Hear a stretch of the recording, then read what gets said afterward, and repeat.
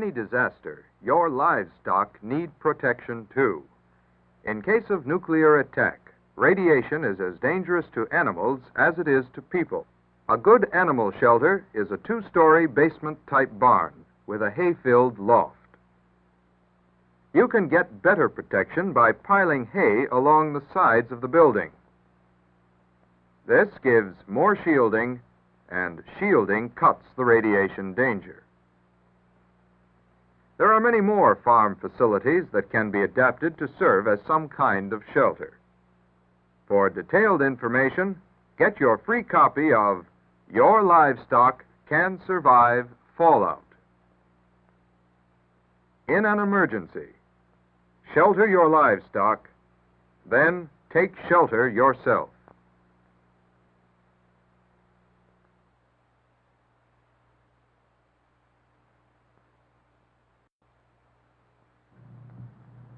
Right now, as you're watching this program, suppose you suddenly heard the wail of the alert. Would you know what to do? First, keep calm. Panic simply wastes valuable time. Gather all canned goods, blankets, and extra clothing. Don't forget a flashlight, a can opener, portable radio, and extra batteries. Fill all available bottles with water. Take everything to the shelter. If no shelter is available, go to a basement corner without windows. Stay inside your shelter until you're told it's safe to leave. You could have made things easier for yourself by preparing all these things before the emergency occurred.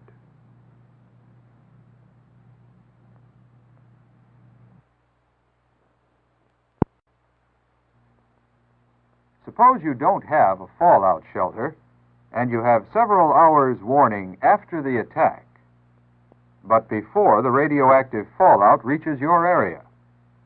What can you do? You head for a corner of your basement, away from doors and windows. Sandbags or concrete blocks, even bales of hay or fertilizer will give you some protection. Remember, the important point about radioactive fallout is shielding. More shielding between you and the radiation, more protection. There are many things you can improvise if you have the time. But how much better to be safe? Develop a shelter project in advance.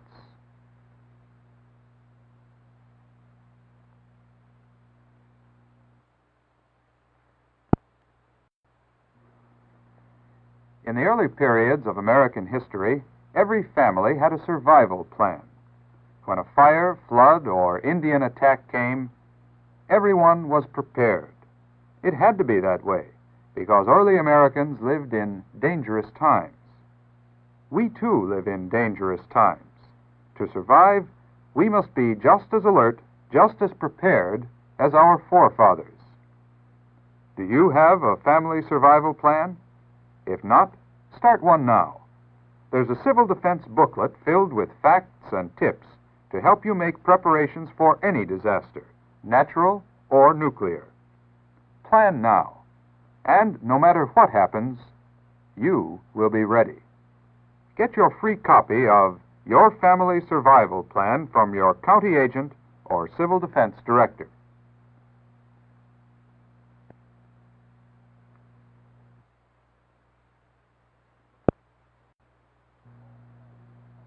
Almost every home has a potential shelter. Take a good look around your home. Find the safest area. Then decide what needs to be done to add to the protection. But don't let that enthusiasm carry you away. Have an organized plan. Getting that home shelter built is mighty important to you and your family. A little money, a few extra hours, can turn your home into the safest place for you and your family. have an organized plan. See your county agent or local civil defense director.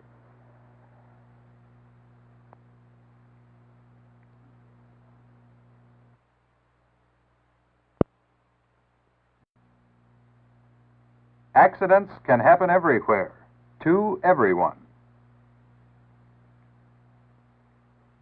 During a nuclear attack or even a natural disaster, medically trained personnel might not be able to reach you. That's why it's important that you take a first aid course. Even in your daily living, first aid will prove helpful, and during a national emergency, it will be invaluable. Be prepared. Have a good first aid kit available and learn how to use it. Enroll in your local first aid and medical self-help courses.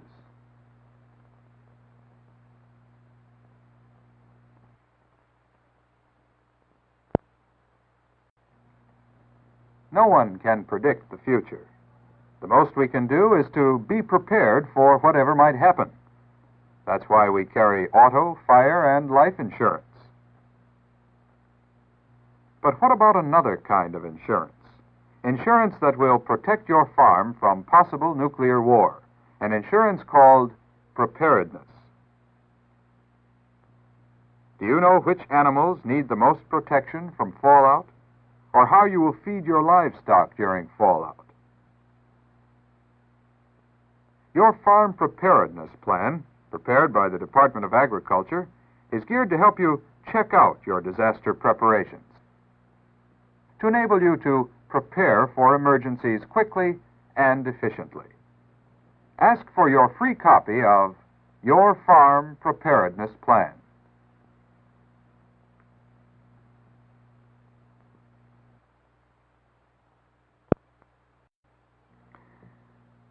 When radioactive fallout drifts to the ground, it may look like very fine dust particles.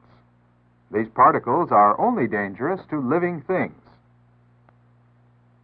This fruit would be perfectly safe to eat if you just peel it.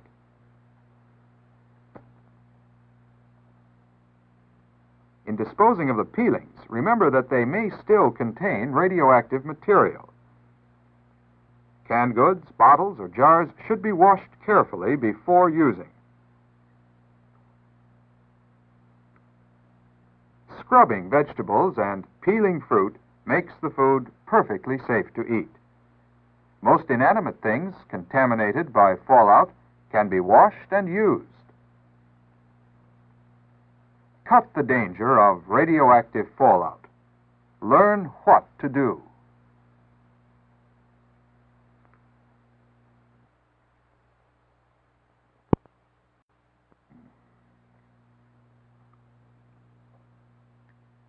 During any disaster, natural or nuclear, you may be forced to survive for a few weeks with the supplies you have on hand. Will you be prepared? We suggest you store a 14-day supply of food. Choose foods your family likes, that require little or no water, can be eaten without heating, are put up in one meal size, and can be rotated in your home food supply. Remember, a strong defense begins with a prepared family and ends with a protected nation. Be prepared. Store your emergency food supply today.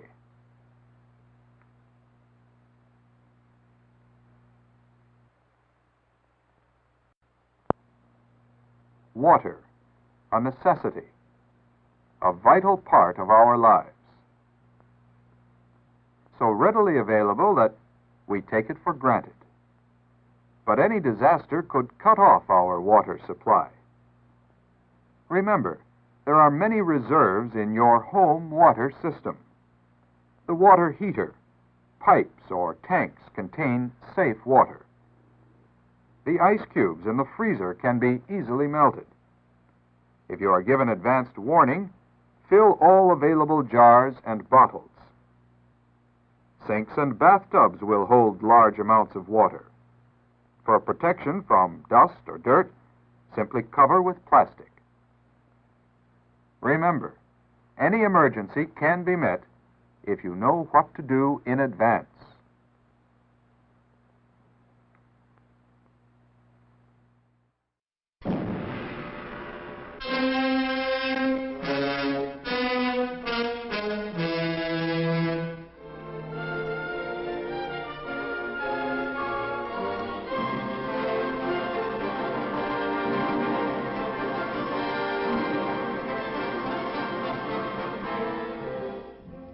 Greetings, my friend.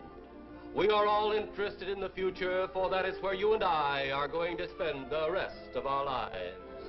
And remember, my friend, future events such as these will affect you in the future.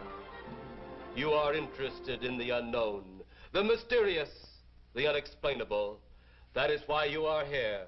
And now, for the first time, we are bringing to you the full story of what happened on that fateful day. We are giving you all the evidence based only on the secret testimony of the miserable souls who survived this terrifying ordeal. The incidents, the places. My friend, we cannot keep this a secret any longer. Let us punish the guilty. Let us reward the innocent. My friend, can your heart stand the shocking facts about grave robbers from outer space?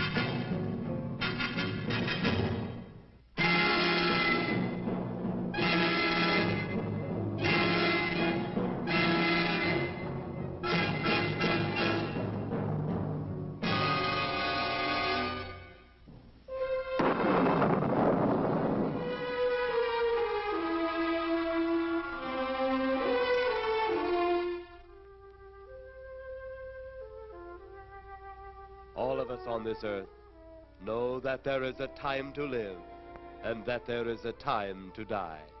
Yet death is always a shock to those left behind. It is even more of a shock when death, the proud brother, comes suddenly without warning. Just at sundown, a small group gathered in silent prayer around the newly opened grave of the beloved wife of an elderly man. Sundown of the day, yet also the sundown of the old man's heart. For the shadows of grief clouded his very reason.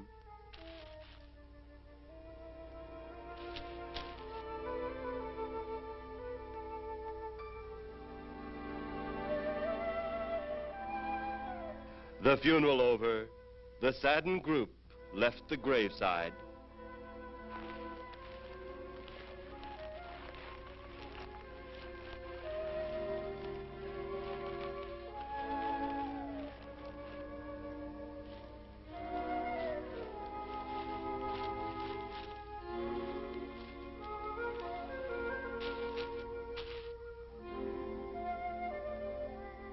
It was when the gravediggers started their task that strange things began to take place. 15-4. Yep, right on schedule. There's the old San Fernando Valley out there now. You better radio in for landing instructions, Danny. Right, Jeff. Burbank Tower, this is American Flight 812. Over. Wouldn't surprise me any if he's asleep this time of the morning. American Flight 812, this is Burbank Tower. If I were asleep, you'd never get on the ground. In your case, maybe I ought to leave you up there for good. Over. You got me that time, Mac. This is American Flight 812 requesting...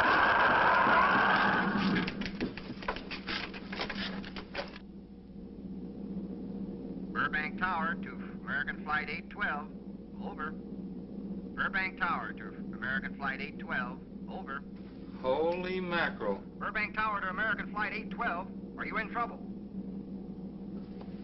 Trouble? Take a look for yourself. What in the world? That's nothing from this world. Burbank Tower to American Flight 812. Are you in trouble? Are you in trouble? Mayday, mayday. Stand by, Burbank Tower. You suppose a passenger saw it? I doubt it. Most of them are asleep. But it was quite a jolt, Jeff. I'll check. Good. We'll get it ready for landing. And keep it quiet until we get instructions. Right. Okay, Danny. American Flight 812, reporting to Burbank Tower. Over.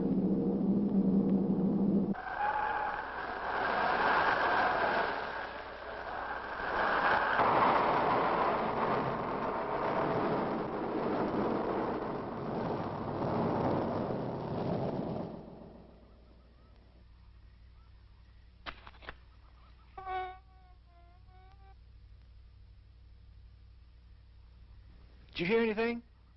I thought it did. Don't like hearing noises, especially when there ain't supposed to be any. Yeah, sort of spooky-like. Maybe we're getting old. Whatever it is, gone now. That's the best thing for us, too. Gone. Yeah, let's go.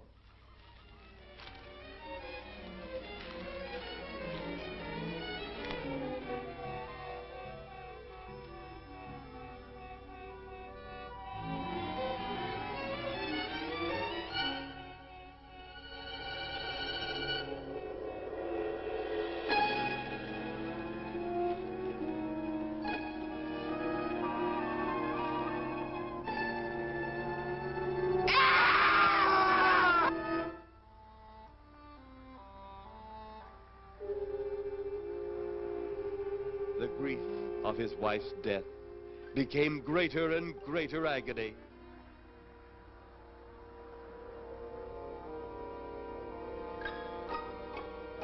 The home they had so long shared together became a tomb, a sweet memory of her joyous living. The sky to which she had once looked was now only a covering for her dead body.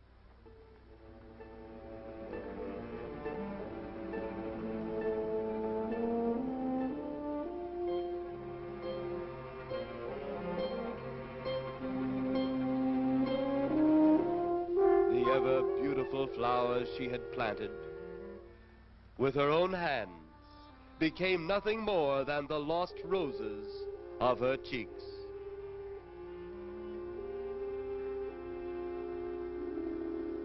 Confused by his great loss, the old man left that home, never to return again.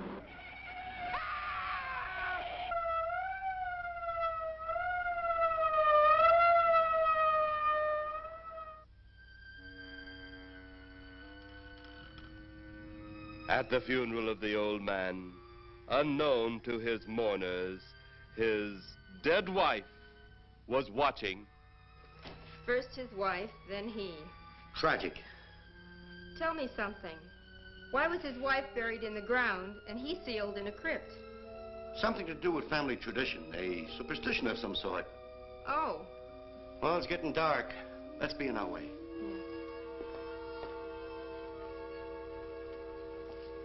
Then, as two of his mourners left his final resting place,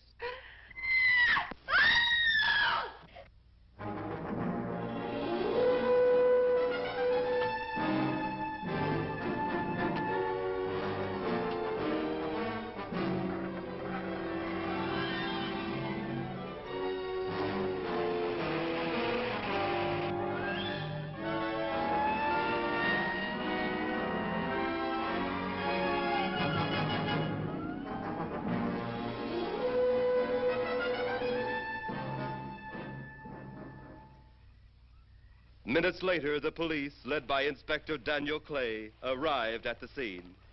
Who found them? The man and girl. Medical examiner been around yet? Just left. The morgue wagon ought to be along most any time. You get their statement? Yeah, much as we could. They're pretty scared. Finding a mess like this ought to make anyone frightened.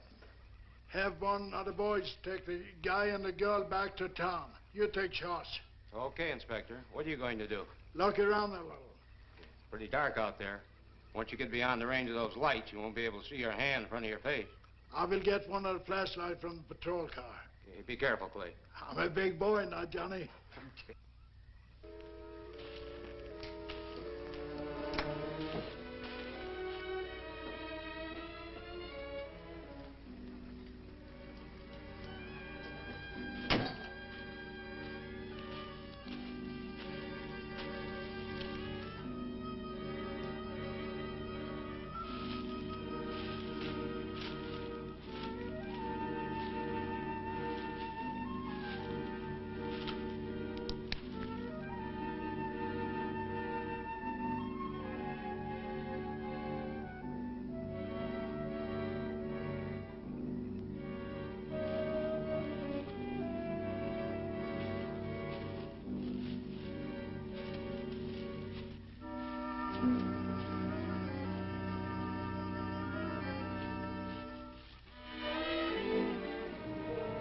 Oh, it looks like a bobcat tore into them.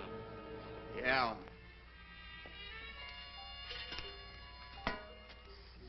Say, Lieutenant, did you get that funny odor? How could I miss it? Oh, that'll be the morgue wagon now. That's the fifth siren in the last hour. Something's happened down at the cemetery. A lot of police cars and lights. I stopped, but I didn't see anything. Oh, well, whatever it is, the morning paper will carry the whole story.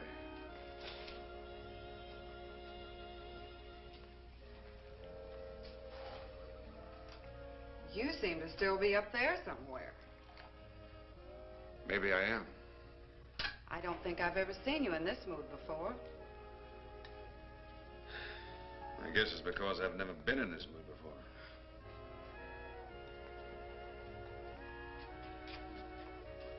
Something about your flight? Yeah. What happened, Jeff?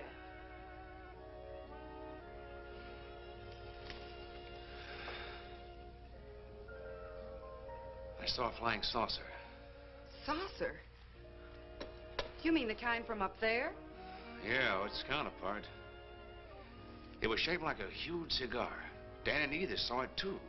When it passed over, the whole compartment lighted up with a blinding glare. Then there was a tremendous wind that practically knocked us off our course. Well, did you report it? Yeah. I radioed in immediately, and they said, we'll keep it quiet until you land. And as soon as we landed, big army brass grabbed us and made us swear to secrecy about the whole thing. Oh, it burns me up. These things have been seen for years. They're here. It's a fact. And the public ought to know about it. There must be something more you can do about it. Only there isn't. Oh, but what's the use of making a fuss? But last night I saw a flying object that couldn't have possibly been from this planet.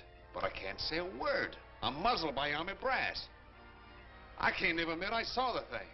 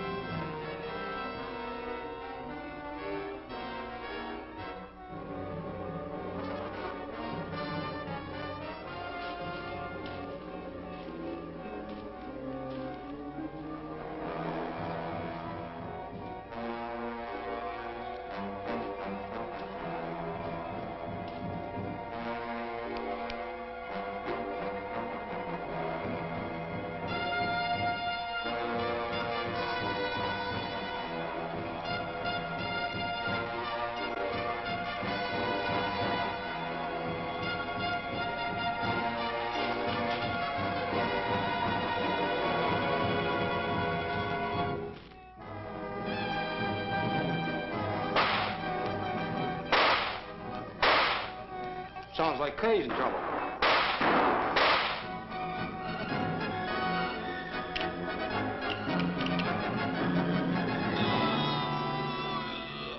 But that apparition we saw had something to do with it. Come on.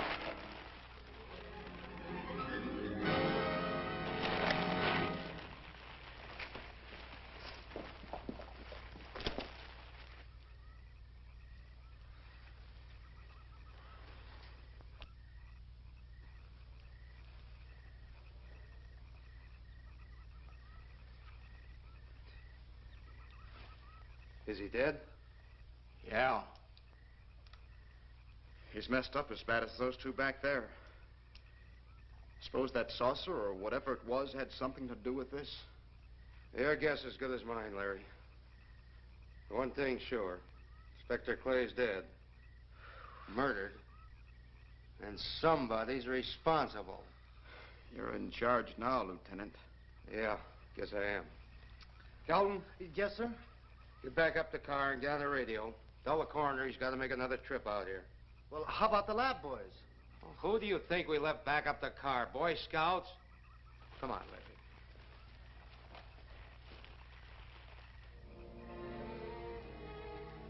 Greater love hath no man than to lay down his life for another. It is always difficult to have last words over the grave of a friend. And Inspector Daniel Clay was a friend, a dear friend to me and to all of us. The bell has rung upon his great career. Now we lay him to rest. A rest well deserved, but so premature.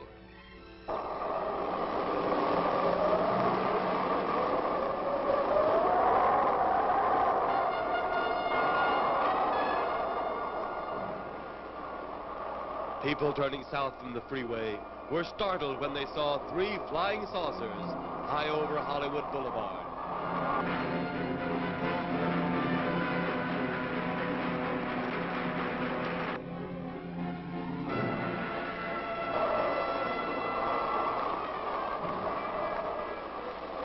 A woman, startled by the sight in the sky, telephones the police.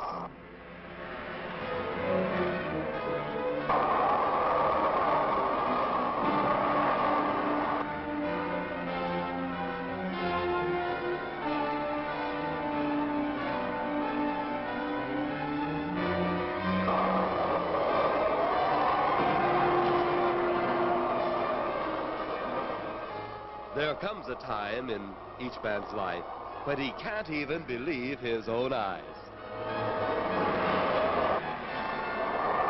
Saucers seen over Hollywood. Flying saucers seen over Washington, D.C.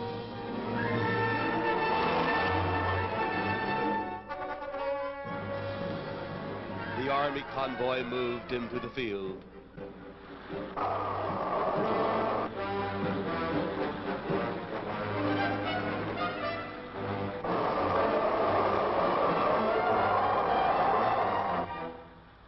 Rockets were quickly set up. Colonel Tom Edwards, in charge of saucer field activities, was to make the greatest decision of his career. He made that decision. Colonel Edwards gave the signal to fire.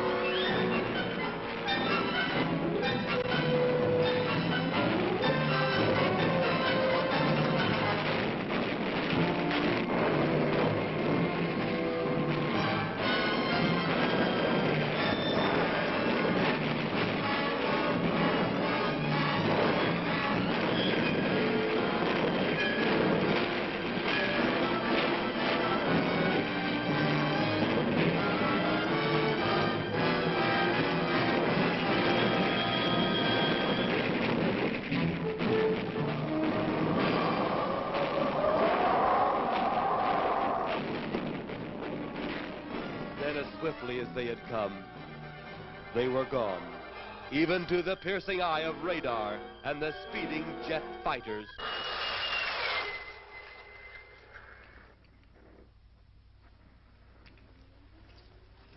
Quite a sight, wasn't it, sir? A sight I'd rather not be seeing. Are you worried about them, sir? Well, they must have a reason for their visits. Visits? Well, that would indicate visitors. Well, the big gun's the usual way of welcoming visitors. We haven't always fired at them. Oh? For a time, we tried to contact them by radio, but no response. Then they attacked a town. A small town, I'll admit, but nevertheless a town of people. People who died.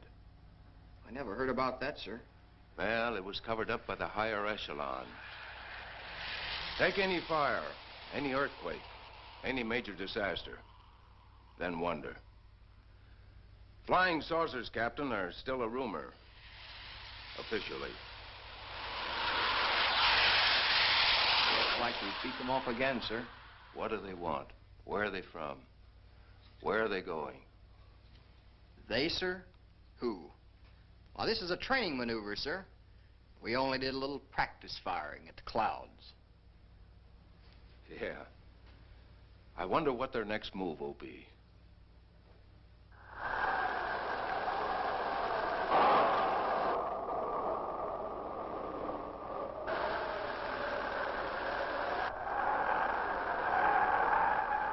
What will their next move be?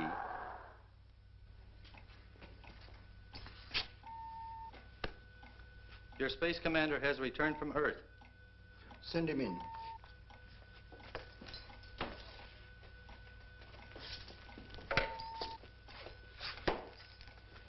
You have your report? We had to pull in here to Space Station 7 for regeneration. We're returning to the planet Earth immediately thereafter. What progress has been made? We contacted government officials. They refuse our existence. What plan will you follow now? Plan 9. It's been absolutely impossible to work through these Earth creatures. Their soul is too controlled. Plan 9. Ah, yes. Plan 9 deals with the resurrection of the dead. Long-distance electrode shot into the pineal and pituitary glands of recent dead. Have you attempted any of this plan as yet? Yes, Excellency. How successful has it been? We have risen too so far. We shall be just as successful on more.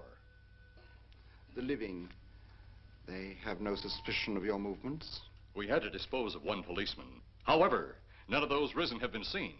At least not by anyone who still remains alive. It's too bad it must be handled this way. But it must. Those who we take from the grave will lead the way for our other operations. So yes, Excellency. Continue on. Report to me in 2 Earth days.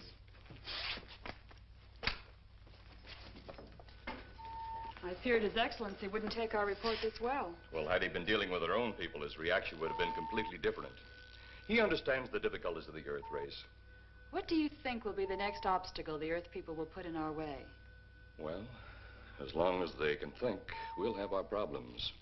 But those whom we're using cannot think. They are the dead, brought to a simulated life by our electrode guns. You know, it's an interesting thing when you consider the Earth people who can think are so frightened by those who cannot, the dead. Well, our ship should be regenerated. We better get started.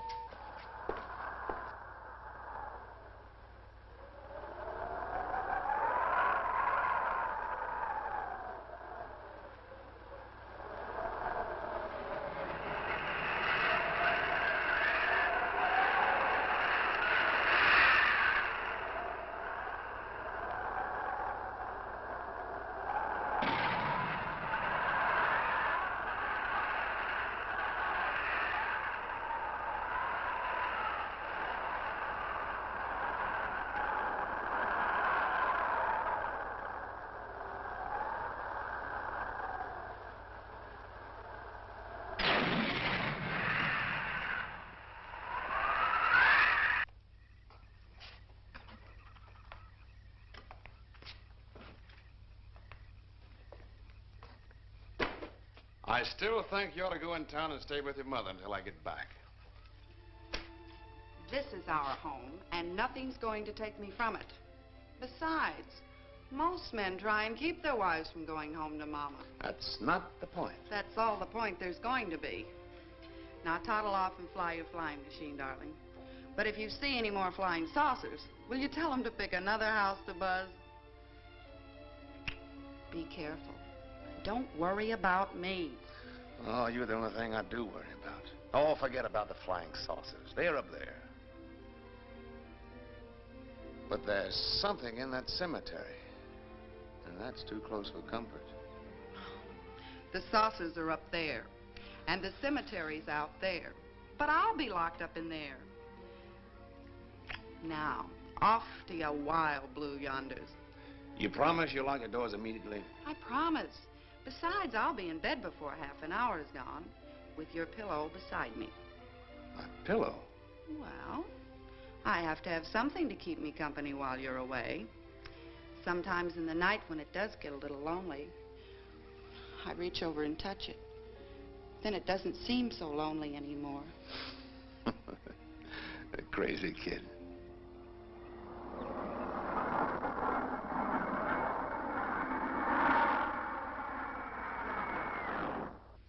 I do love you, darling.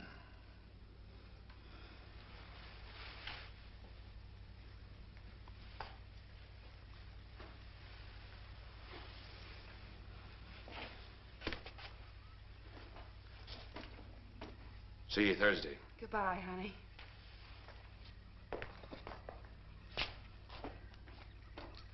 You know I'm not leaving you here until you're locked safely inside. All right, darling.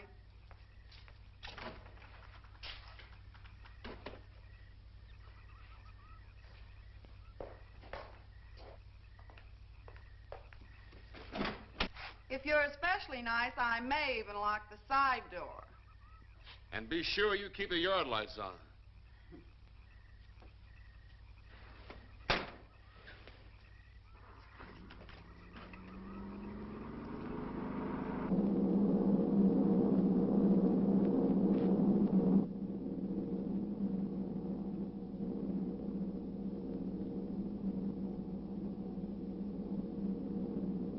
You're mighty silent this trip, Jeff. Hmm? You haven't spoken 10 words since takeoff. I guess I'm preoccupied, Danny. We've got 33 passengers back there that have time to be preoccupied. Flying this flybird doesn't give you that opportunity. I guess you're right, Danny. Paula? Yeah. There's nothing wrong between you two. Oh, no, nothing like that. Just that I'm worried, she being there alone and those strange things flying over the house and those incidents in the graveyard these past few days. It's just got me worried.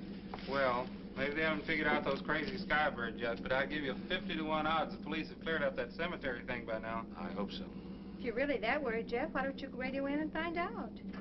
Mac should be on duty at the field by now. He could call Paul and relay the message to you. Hi, Edie. Hi, Silence. I haven't heard a word from this end of the plane since we left the field. I've just been giving himself and me a study in silence. You boys aren't feuding. No, Edie, nothing like that. Hey, Edie, how about you and me balling it up in Albuquerque? Albuquerque? Have you read that flight schedule, boy? What about it? We land in Albuquerque at 4 a.m. That's strictly a 9 o'clock town. Well, I know a friend that'll help us. Let's have the problem first. Huh, Danny? Oh, he's worried about Paula. I read about that cemetery business. I tried to get you kids not to buy too near one of those things.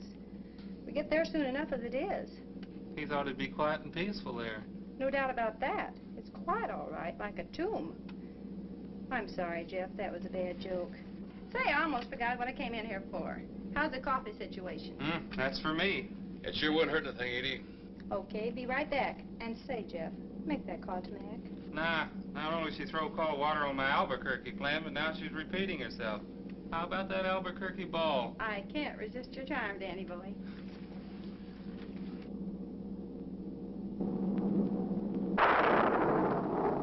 Residents near the cemetery paid little attention to the blast of thunder and the flash of lightning. But from the blast arose the moving figure of the dead old man.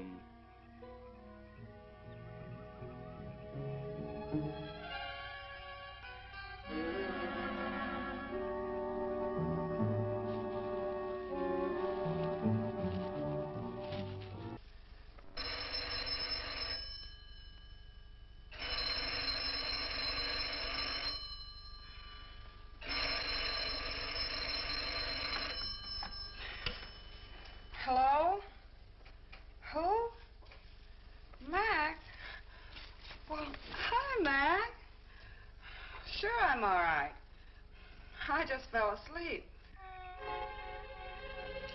Tell Jeff I'm all right. Okay, Mac. Thanks for calling. Good night.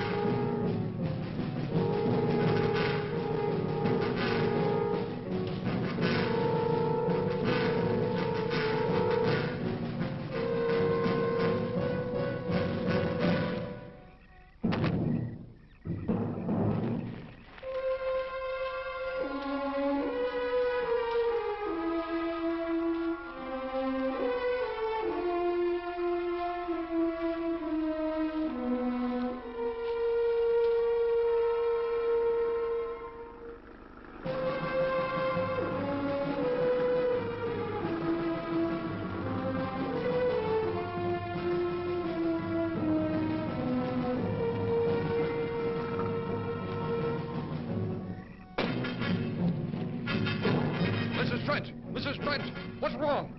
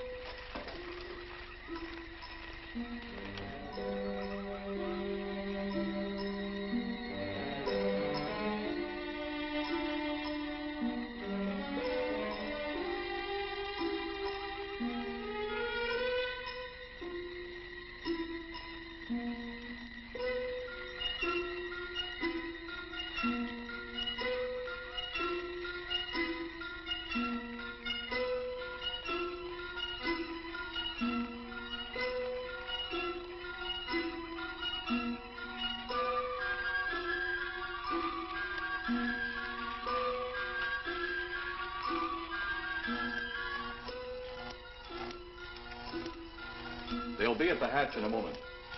You can open it now, Tanner.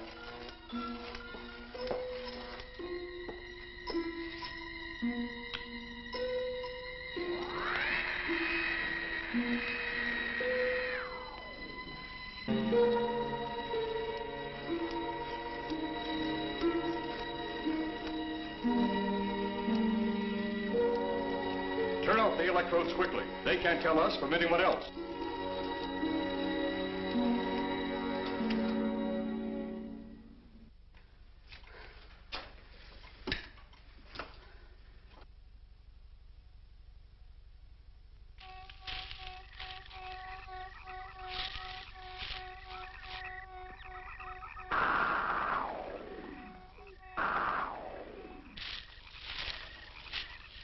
It's tough to find something when you don't know what you're looking for. I don't think the lieutenant does either. Then what are we doing out here?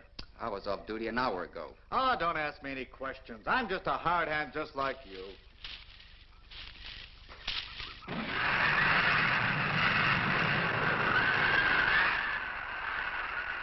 What do you suppose that noise was? Whatever it was, it's no more strange than the other things happening around this cemetery. Spirits like old Farmer Caller talked about. Well, maybe. The only spirits he saw tonight were those I smelled on his breath. Well, don't forget, Miss Trent claims to have seen them, too. She didn't have anything on her breath. She was hysterical. Well, true, she was frightened and in a state of shock. But don't forget that torn nightgown and the scratched feet. Yeah, I hadn't thought of that. Guess that's why you're a detective lieutenant and I'm still a uniformed cop. Sometimes it's only the breaks, Larry. Meantime, let's Lieutenant, did you hear that? How could we help it? It sure was strange. Know what it was? No more than you do. Oh, If it weren't for orders, I'd get out of here right now. It was a saucer. A flying saucer? What makes you say that? Do you remember the noise we heard the other night? We were knocked to the ground. How could I forget? Exactly. But you're not remembering that sound. There you're wrong, Lieutenant. I'm with the fact the sound is similar, but what about the blinding light? Well, haven't you heard? And many times the saucer hasn't had a glow. Or a light of any kind, for that matter. That proves it. What next, Lieutenant? Oh, Lieutenant, maybe this doesn't mean much, but Jamie and me found a grave that looks like it's been busted into. What? Where? Why? Come on, man, out with it. We haven't got all day to waste. Oh, just over there beyond the crib. All right, show us the way. Look, here it is, Lieutenant.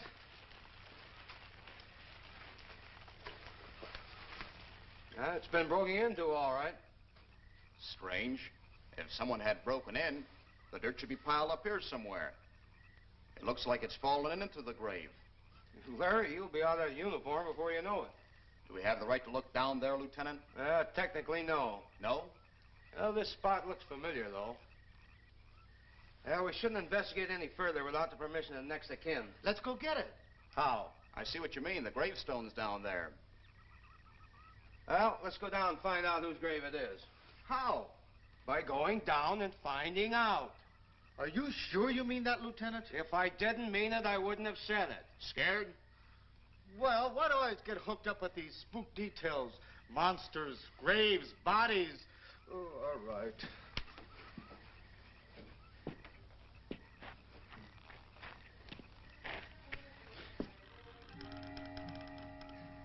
Casket's here, but nobody's in it.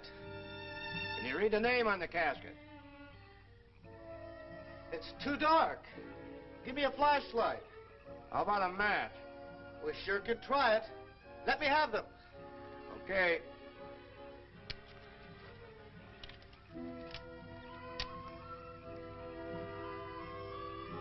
It's Inspector Clay's grave, but he ain't in it.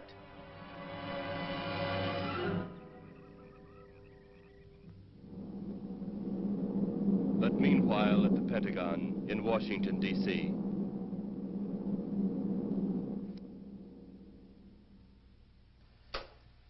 Right, G2. Come in. Yes, of course. I'll keep in touch. Come in, Colonel Edwards. Close the door. At ease, Colonel. Thank you, sir. Sit down.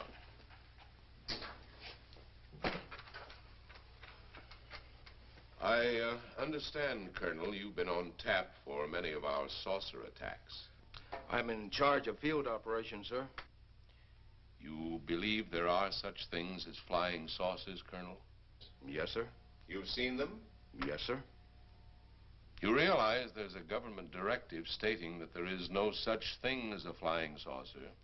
Yes, sir. You stand by your statement that you've seen flying saucers? Well, yes, sir. This could mean a court-martial, admitting this against direct orders. General Roberts, may I speak freely? You may.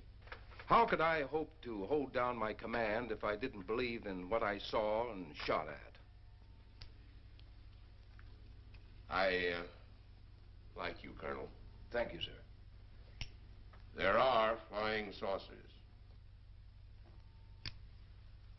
There's no doubt they are in our skies. They've been there for some time.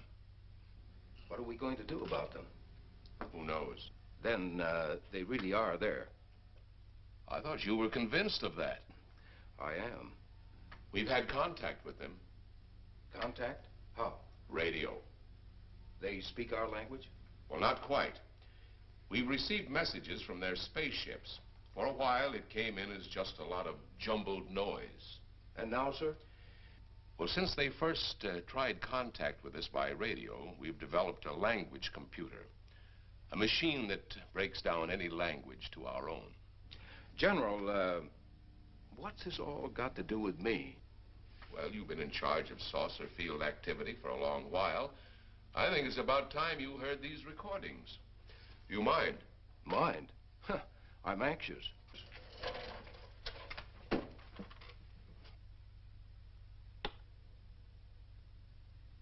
This is Eros, a space soldier from a planet of your galaxy. I fully realize our language differences. However, I also know you finally have perfected the dictorobotery, or as you on Earth call it, the language computer. So you can now understand that which I speak. Since the beginning of your time, we have been far beyond your planet. It has taken you centuries to even grasp what we developed eons of your years ago. Do you still believe it impossible we exist? You didn't actually think you were the only inhabited planet in the universe. How can any race be so stupid? Permit me to set your mind at ease. We do not want to conquer your planet, only save it. We could have destroyed it long ago if that had been our aim. Our principal purpose is friendly. I admit we have had to take certain means which you might refer to as criminal. But that is because of your big guns which have destroyed some of our representatives. If you persist in denying us our landings, then we must only accept that you do not want us on friendly terms. We then have no alternative but to destroy you before you destroy us. With your ancient juvenile minds, you have developed explosives too fast for your minds to conceive what you are doing. You are on the verge of destroying the entire universe. We are a part of that universe. This is our last...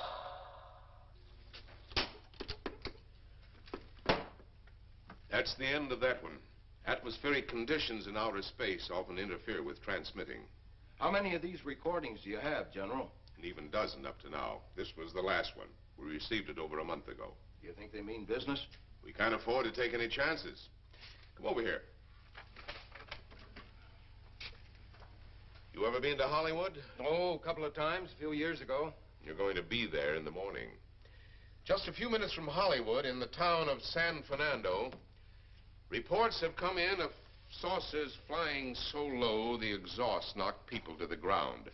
There have even been stated claims of saucer landings. Major Carlson will replace you while you're out there. You're the best man for the job of attempting to contact them.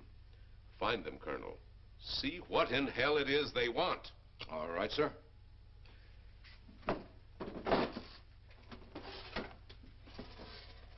These are confidential reports, Colonel. Read them over carefully on the plane. Turn them over to intelligence when you get to Los Angeles. They'll have further orders for disposition. Yes, sir. Colonel Edwards? Yes, sir. Good luck. Thank you, sir.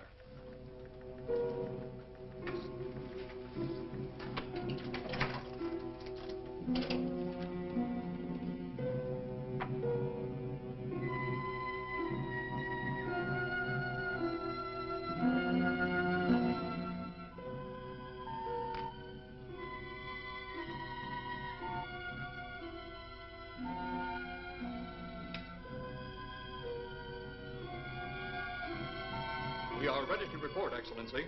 You are many days late. It was unavoidable. We tried to transmit via televisor, but atmospheric conditions made transmission impossible. You should have transmitted as soon as conditions permitted. I thought time was of the essence. Suspicion has fallen upon our movements. Our ships have been viewed near the point of operations. And what has this added time gained, Eros? We have successfully risen 3 of the dead ones. Permit me to see one. Bring in the big one. Use your small electrode gun.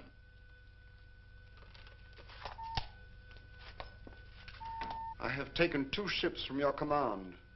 But that will leave only my ship. It is necessary that you continue your mission alone. I have need of your other ships elsewhere. Even though you have risen 3 of the Earth's dead, the plan is far from successful.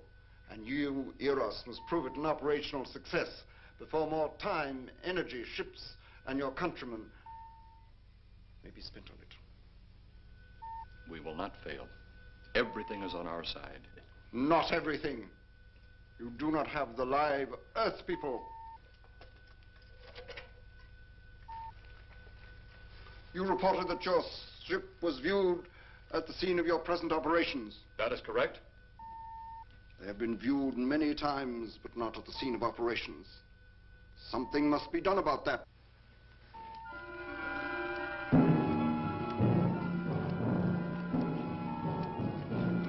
Stop him, Tanner. He's close enough. Turn off your electrode gun. No! No! Stop him, Tanner! I can't get it. It's jammed. Stop him, you fool! Drop the gun to the floor, Tanner. The metal will break contact.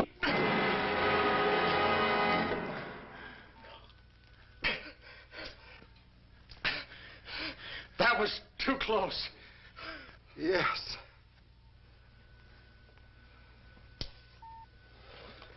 Bring the giant here that I may get a better look at him.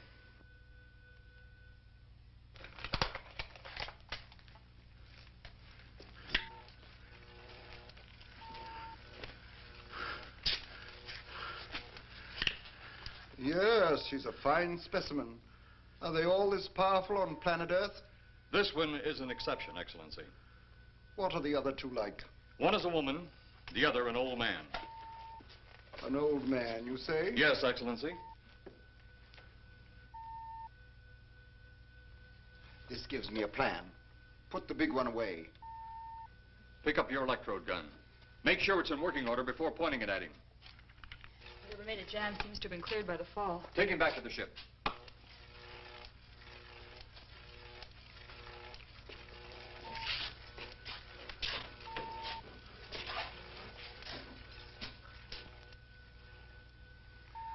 The old one must be sacrificed.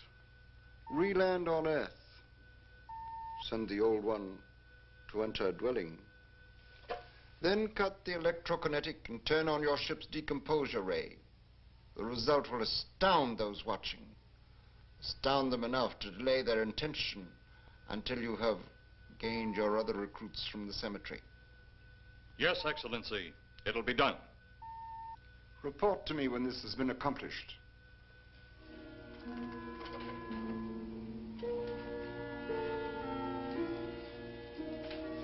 Eros, the Earth people are getting closer to that which we fear. Since they will not listen or respect our existence, they cannot help but believe our powers when they see their own dead walking round again, brought about by our advancement in such things. As soon as you have enough of the dead recruits, march them on the capitals of the Earth. Let nothing stand in your way. Their own dead will be used to make them accept our existence and believe in that fact.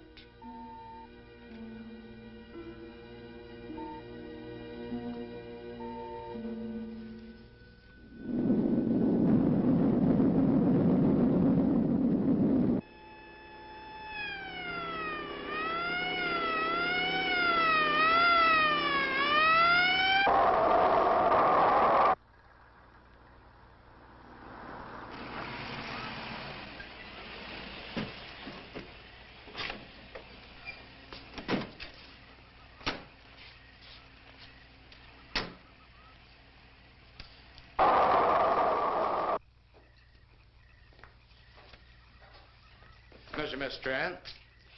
This is Colonel Edwards from Washington, D.C. Good evening, Colonel. Hello, Colonel. Colonel would like to ask you a few questions. Questions? What about, Colonel? May I sit down? Oh, I'm sorry. Please do.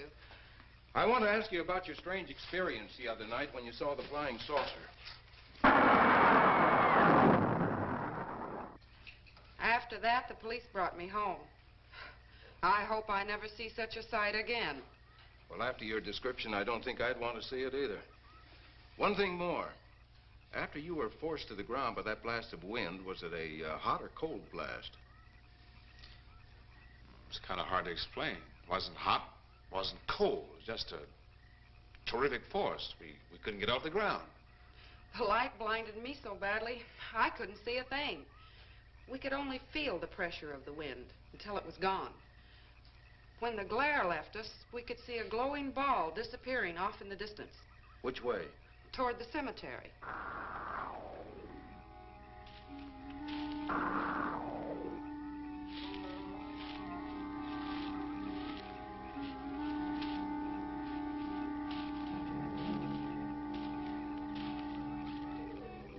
This is the most fantastic story I've ever heard. And every word of it's true, too. That's the fantastic part of it. Colonel, we found a lot of suspicious things out in that cemetery. But then again, we didn't find anything to base a fact or suspicion on. Hey, you hear anything?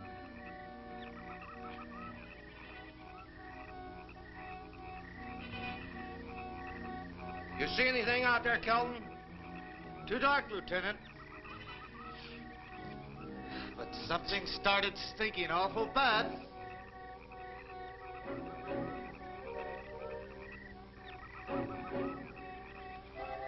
There's something out there.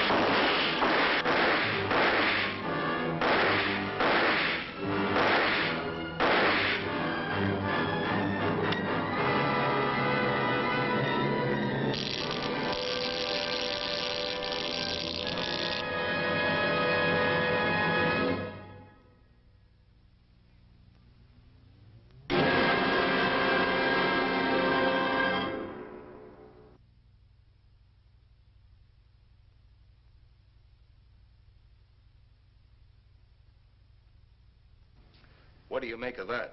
You got me. Didn't look that way a minute ago. What about your man? Oh, the excitement, I forgot all about Kelton.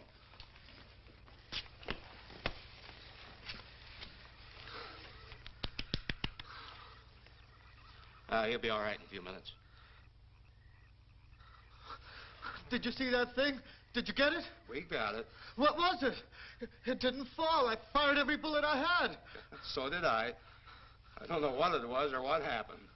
But unless that bag of bones over there can reassemble itself, it's out of the running now.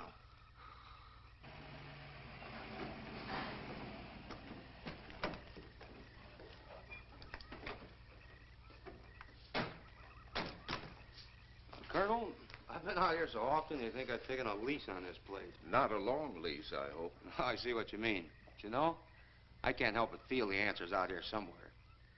Is the girl safe? Mrs. Trent, you better stay with the car. Stay here alone?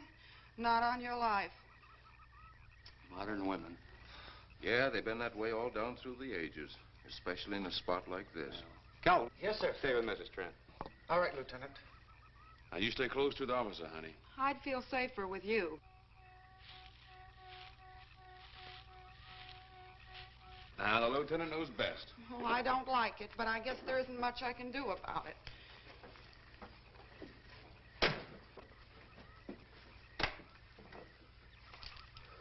You have a gun? No. You know how to use one? After 4 years in the Marine Corps? Here. You think we'll need these? You can never tell. Let's get going.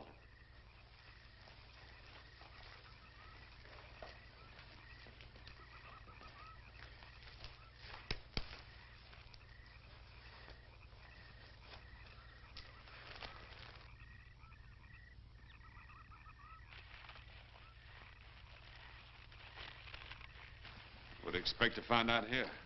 Well, there's only one answer to that, Mr. Trent. We'll know when we find it. Inspector Clay's grave's right over here.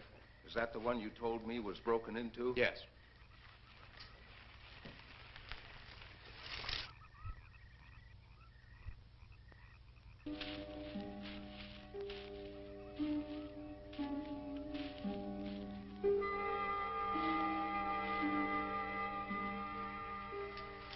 This it? Yeah.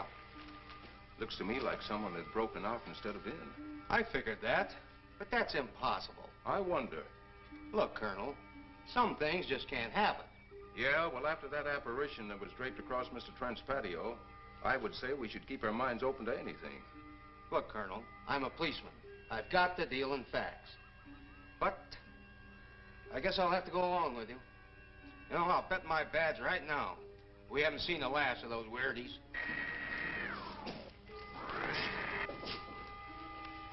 They'll discover our ship soon. You're going to let them find us? It's the only way. These are the same men who have been so close so often. They must be halted before they can inform others about us. But there were others in the car. They'll be taken too. Send the big one for the girl and the policeman. I'll turn on the dictorobatary so we may converse with them.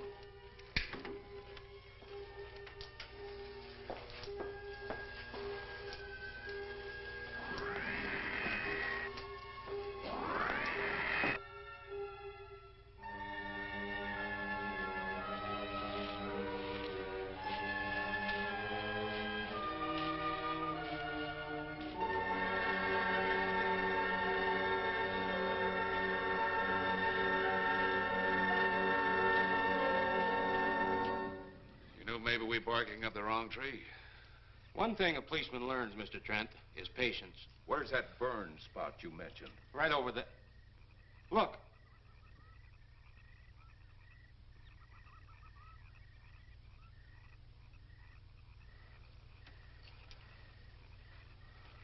We'll investigate, but move carefully.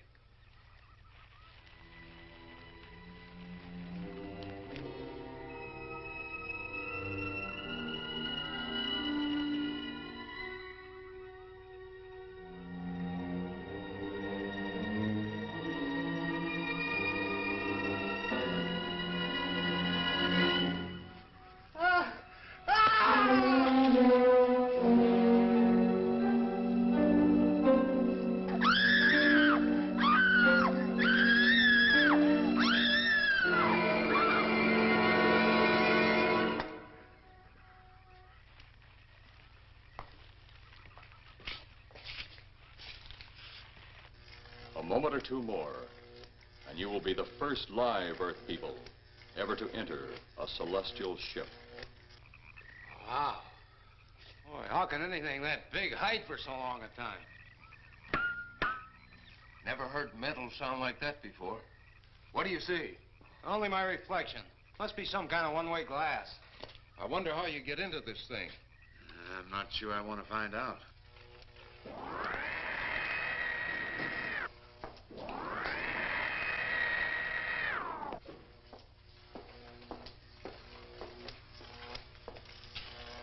They're just outside.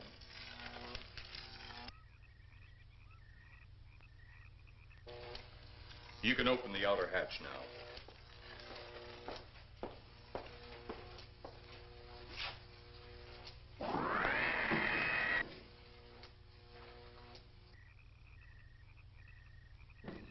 Look out! You going in that thing? That's what we're here for. I don't know. The way these things speed around, we might just get in there and off it goes. That's a chance we take. Well, I took a chance on those earlier airplanes. Might just as well see what the inside of one of these looks like. Got your guns ready? I'll tell you one thing. If a little green man pops out of me, I'm shooting first and asking questions later.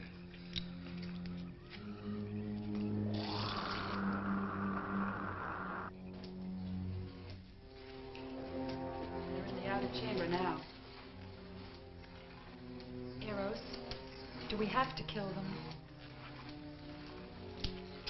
Yes. Seems such a waste. Well, wouldn't it be better to kill a few now than, with their meddling, permit them to destroy the entire universe? You're always right, Arrows. Of course. But those are not my words. Those are the words of the ruler.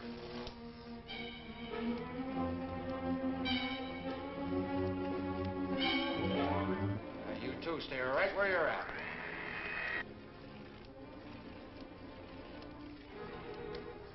We will do as you command.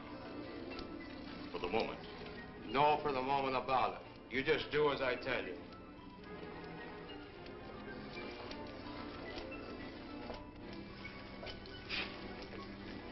You do not need guns. Maybe we think we do. They would be of no use to you now. They've been mighty useful before on flesh and blood. And you two look like you've got a lot of both. True, they would be effective upon us. If you were to have the opportunity to use them... Mister, if you don't get away from that control board, I'll show you just how effective they can be. Shall we talk now or wait? Your friends will be here shortly. What friends? Those you left at the vehicle. If you've done anything to Paula... Take it easy, Mr. Trent. Oh, I assure you no harm has come to her. Would you like to see? Next time you try that, I won't aim at the board. You're a headstrong young man. I was only going to turn on the televisor so you could see her movements. Go ahead, my friend, but move very carefully.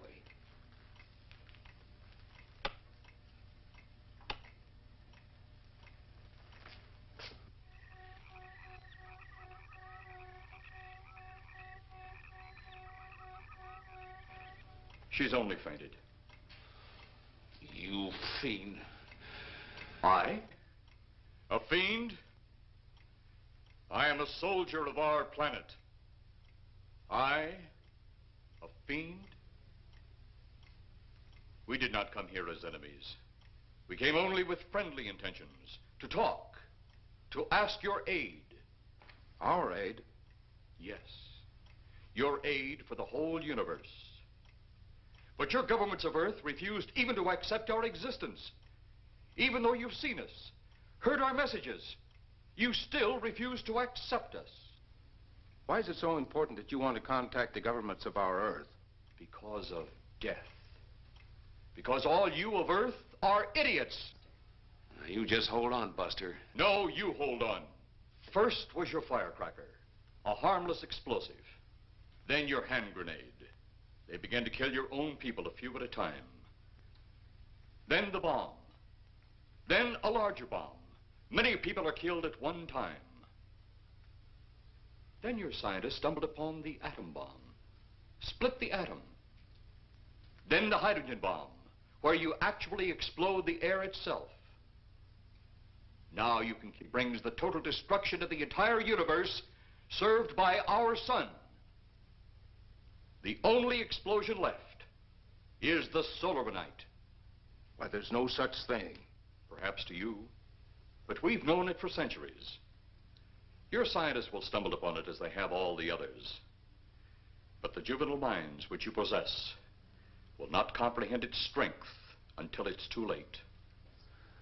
You're way above our heads. The solar night is a way to explode the actual particles of sunlight. Why, that's impossible. Even now, your scientists are working on a way to harness the sun's rays. The rays of sunlight are minute particles. Is it so far from your imagination they cannot do as I have suggested? Why, a particle of sunlight can't even be seen or measured. Can you see or measure an atom? Yet you can explode one.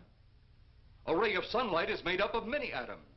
So what if we do develop this solenoid bomb? We'd be even a stronger nation than now. Stronger. You see? You see? You're stupid minds. Stupid! Stupid! That's all I'm taking from you. Get back here, you fool! Let him finish.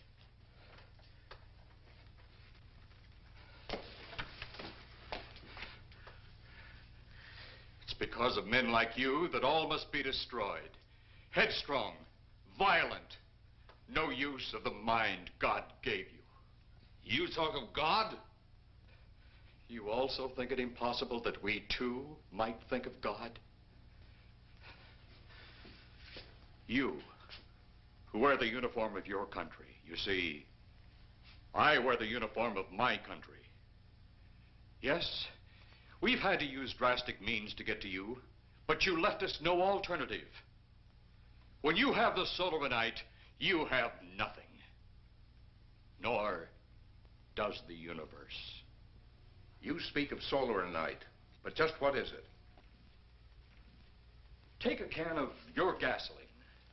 Say, this can of gasoline is the sun. Now, you spread a thin line of it to a ball, representing the earth. Now, the gasoline represents the sunlight, the sun particles. Here we saturate the ball with the gasoline, the sunlight. Then we put a flame to the ball. The flame will speedily travel around the earth, back along the line of gasoline to the can, or the sun itself. It will explode this source and spread to every place that gasoline, our sunlight, touches. Explode the sunlight here, gentlemen. You explode the universe. Explode the sunlight here, and a chain reaction will occur direct to the sun itself and to all the planets that sunlight touches, to every planet in the universe. This is why you must be stopped. This is why any means must be used to stop you. In a friendly manner, or as it seems, you want it. He's mad. Mad? Is it mad that you destroy other people to save yourselves? You have done this. Is it mad that one country must destroy another to save themselves? You have also done this. How then is it mad that one planet must destroy another who threatens the very existence? That's enough! In my land, women are for advancing the race, not for fighting man's battle. Life is not so expansive on my planet. We don't cling to it like you do. Our entire aim is for the development of our planet.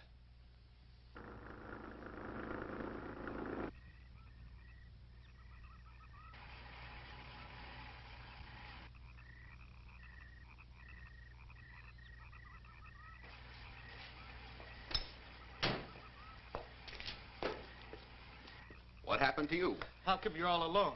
I asked for lots of help. You sounded drunk or something on the radio. If I didn't see it with my own eyes, I'd never believe it. Believe what? It was horrible. And he almost broke my shoulder. Look, what are you trying to say? If you don't make sense, we'll never get to the bottom of this. Now, who slugged you? Inspector Clay. What? It was Clay, all right. Only not like we remembered him. Well, his leg was busted into, wasn't it? Next, you'll tell me you saw skeletons. We did, earlier. Now I know you're off your rocker. All of us saw it. The lieutenant, the colonel, everybody. Where's the lieutenant now? We've got to find him. Mrs. Trent is gone. I was left here to guard her. But Clay showed up and put me out of the running. And the second time tonight, and I'm getting darn tired of it. Which way were they going? Off that way. Come on.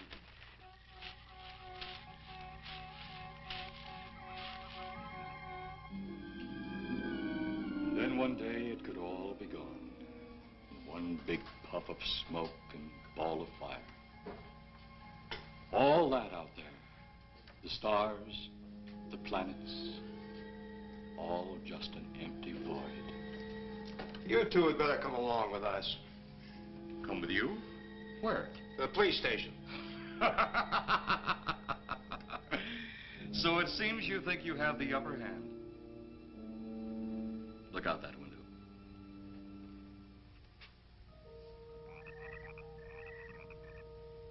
Jeff.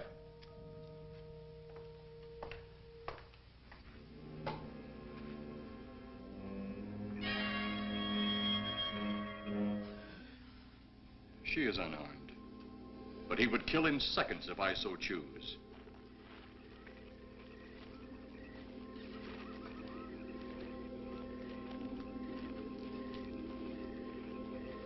Holy cow!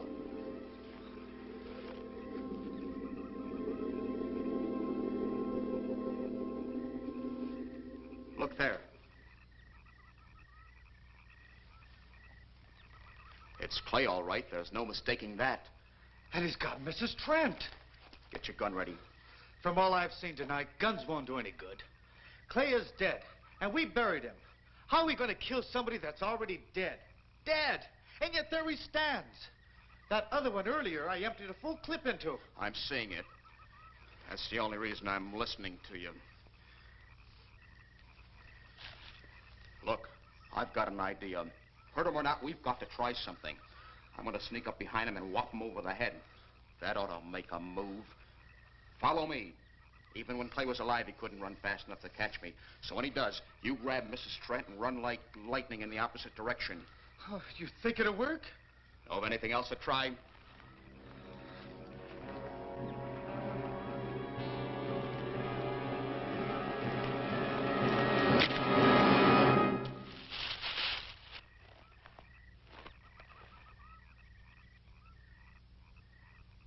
Oh, I'll be all right.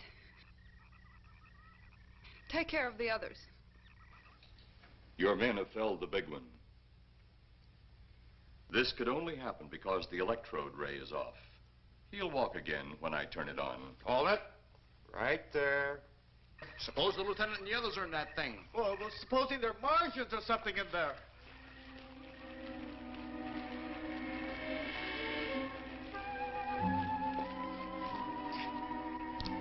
Come on, let's go. Open up in there. Open up. Get that door open. Colonel, I wouldn't know one switch from another.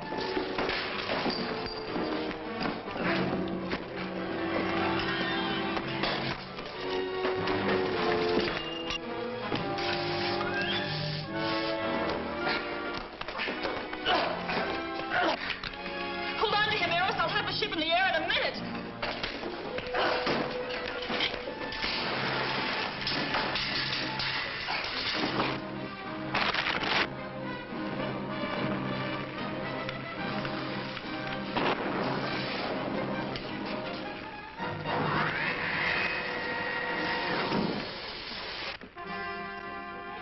Get out of here, Jeff. The ship's on fire.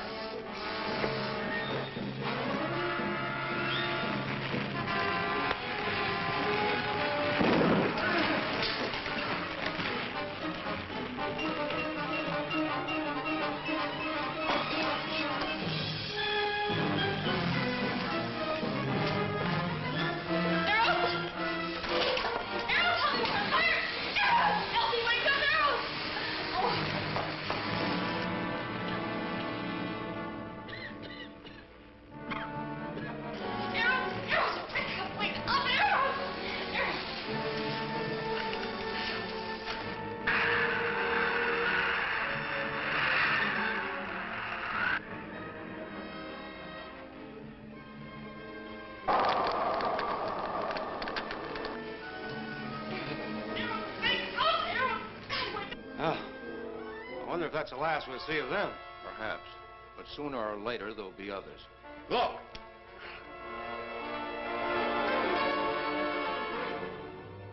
Have they caught that woman?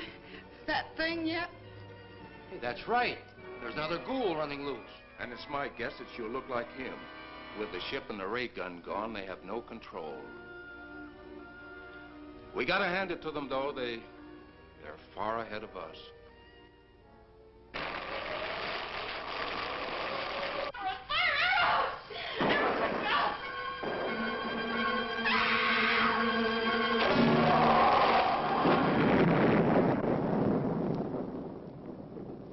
My friend, you have seen this incident based on sworn testimony. Can you prove that it didn't happen? Perhaps on your way home, someone will pass you in the dark, and you will never know it, for they will be from outer space. Many scientists believe that another world is watching us this moment. We once laughed at the horseless carriage, the airplane, the telephone, the electric light, vitamins, radio, and even television. And now some of us laugh at outer space.